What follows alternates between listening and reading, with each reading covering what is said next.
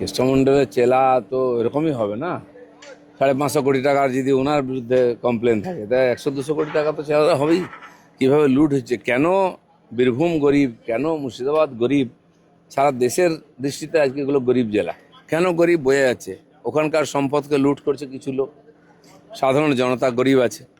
শুরু হয়ে গেছে খোঁজ খবর বিচার, সময় আরও কিছু বেরোবে এবং তার যোগ্য শাস্তিও সবাই পাবে। অনেকে ভালো তৃণমূল হয়ে মদন মিত্র, অনুব্রত মণ্ডল এরা আপনাদের প্রতি আমি ভালো তৃণমূল খারাপ তৃণমূল কিছু মনে করি না, তৃণমূলটাই খারাপ, তাই তো লোকে বিদায় দিয়েছে।